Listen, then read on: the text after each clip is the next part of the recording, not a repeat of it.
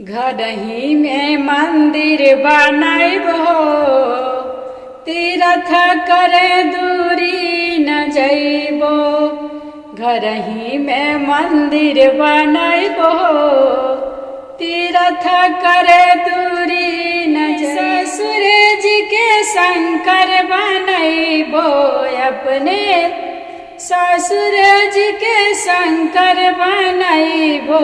सासू के गौरा बनैबो, तीर्थ करे दूरी न जइबो।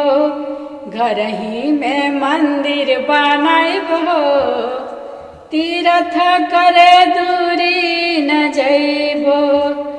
अपने जेठाजी के ब्रह्मा बनैबो, अपने जेठाजी के ब्रह्मा बनैबो। जेठी के सरस्वती बनैबो, तीर्थ करे दूरी न जइबो। जेठनी के सरस्वती बनैबो, तीर्थ करे दूरी न जइबो। घरही में मंदिर बनैबो, तीर्थ करे दूरी न जइबो। देवराज के विष्णु बनैबो, अपने देवराज के विष्णु बनैबो। के लक्ष्मी बनैबो, तीर्थ करे दूरी न जइबो। गोतनी के लक्ष्मी बनैबो, तीर्थ करे दूरी न जइबो।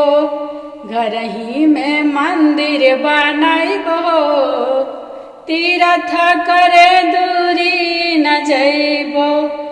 घरही में मंदिर बनैबो, तीर्थ करे दूरी न जइबो। गाना अच्छा लागल तो हमारे चैनल के जरूर सब्सक्राइब करब और लाइक करब, कमेंट करके बताइब कि गीत आप लोग के कैसन लागल।